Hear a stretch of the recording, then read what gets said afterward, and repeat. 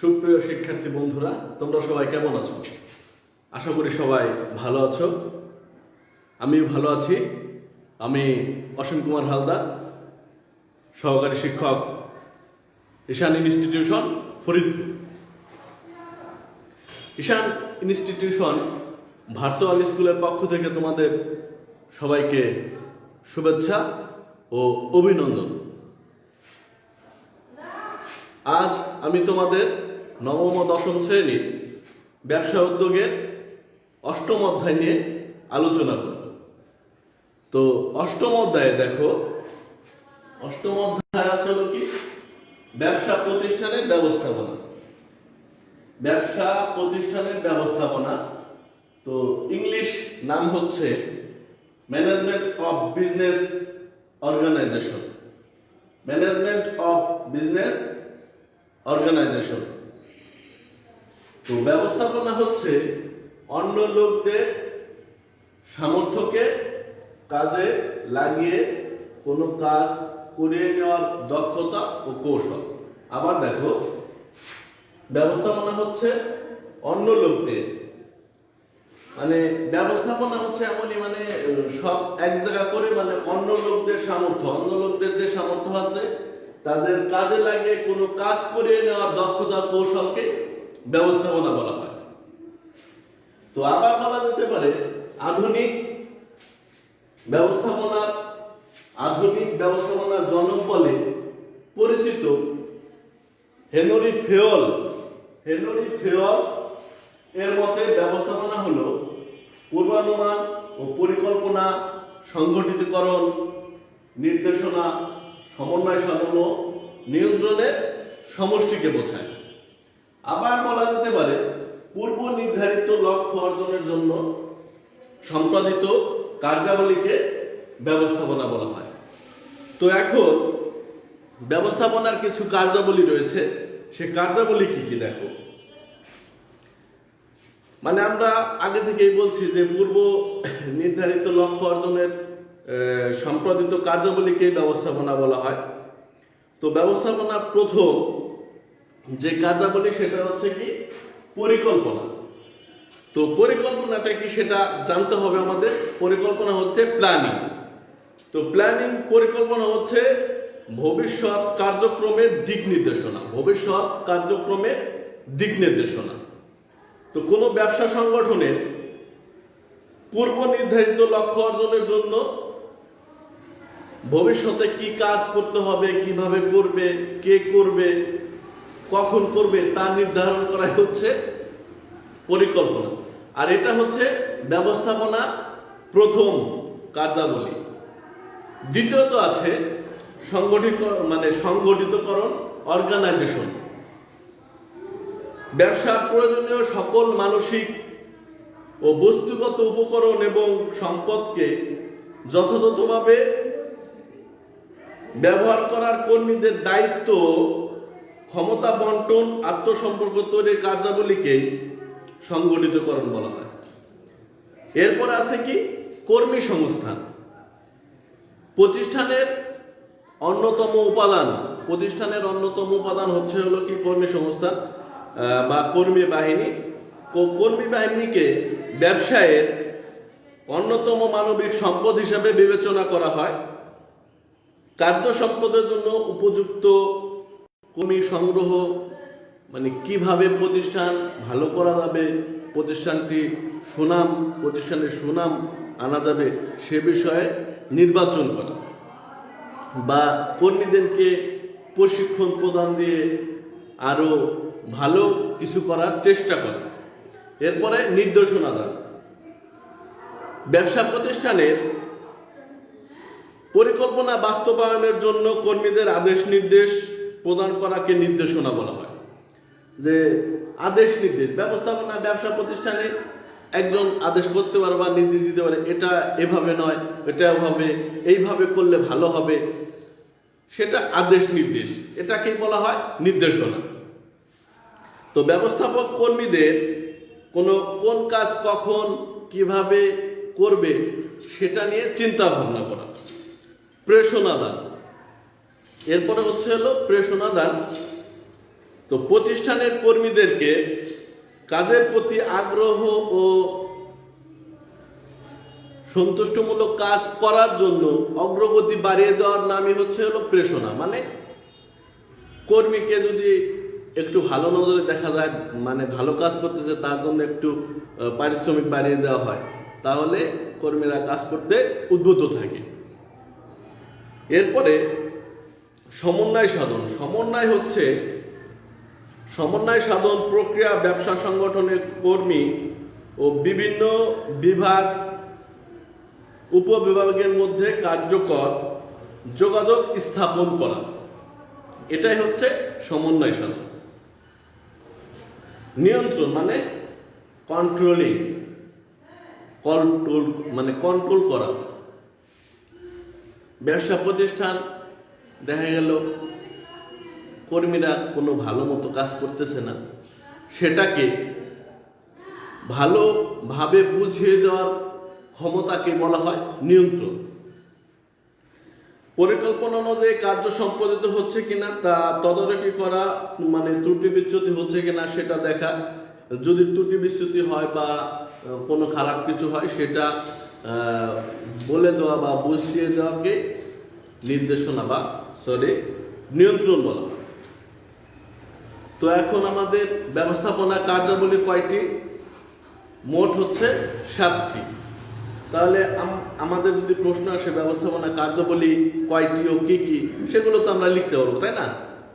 তো এখন এরপরে হলো কি, মানে একজন নেতার আদর্শ গুণাবলী কি কি থাকতে পারে সেটা নিয়ে আলোচনা করবো। দেখো, নেতা কাকে বলা হয়? যে নেতৃত্ব দেন তাকে নেতা বলা হয়। যে নেতৃত্ব দেন তাকে নেতা বলা হয়। তো নেতার কাজ হচ্ছে উদ্দেশ্যকে হাসিল করা, মানে উদ্দেশ্যকে হাসিল করে সুগম পথ এগিয়ে নেওয়াকে নেতা বলা হয়। তো নেতার কিছু কার্যাবলী রয়েছে, সেগুলো মানে আদর্শ গুণাবলী রয়েছে, সেগুলো জানা প্রয়োজন। যেমন দৈহিক ও সুস্থতা। একজন আদর্শ নেতা বা আদর্শ নেতার গুণাবলী হিসেবে দৈহিক স্বাস্থ্যতা ও সামর্থ্য ভালো থাকতে হবে। যদি দৈহিক সুস্থতা ও স্বাস্থ্য ভালো না থাকে, তাহলে ব্যবসা করা ঠিক হবে না, ব্যবসা প্রতিষ্ঠান তৈরি করা যাবে না। প্রখর ব্যক্তিত্ব। নেতাকে ব্যক্তিগতভাবে ধীর স্থির হতে হবে। মার্জিত ব্যবহার, সম্মানহানি ক্ষমতা নির্মিত ব্যক্তিদের অধিকারী নেতাকে অধ্যস্তরা সম্মান করে থাকে। এরপরে দেখো শিক্ষা অভিজ্ঞতা। একজন নেতার শিক্ষা অভিজ্ঞতা থাকতে হবে। শিক্ষা অভিজ্ঞতা না থাকলে মানে ব্যবসা প্রতিষ্ঠান তৈরি করা যাবে না বা নেতাও হওয়া যাবে না। এরপরে সাহস ও সততা। একজন নেতার সাহস ও সততা সম্পর্কে জ্ঞান থাকতে হবে। ব্যবসা প্রতিষ্ঠানের বা একজন নেতার সাহস থাকতেই হবে, সততা থাকতে হবে। মানুষকে কিভাবে ভালো পথে নেওয়া যায় সে কাজগুলো করতে হবে। পরিশ্রম ও সহনশীলতা। পরিশ্রম যে কোনো কাজের মূল, মানে নেতাকে তার দায়িত্বের জন্য অনেক পরিশ্রম করতে হয়। যে দায়িত্ব দেওয়া হবে সে দায়িত্ব পালন করতে সক্ষম হতে হবে, তা না হলে একজন নেতা হওয়া সম্ভব হবে না, ব্যবসা প্রতিষ্ঠান পরিচালনা করা যাবে না। দায়িত্বশীল সহযোগিতা।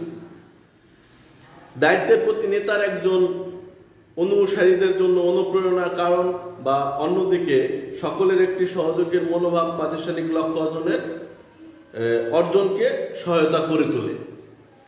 সাংগঠনিক দক্ষতা। একজন নেতা সাংগঠনিক ক্ষমতা বা দক্ষতা থাকতে হবে। কিভাবে সবগুলো এক জায়গা করে কাজ করা যায়, সবকিছু মিলে মিশে কাজ করতে হবে, সেটা হচ্ছে সাংগঠনিক দক্ষতা।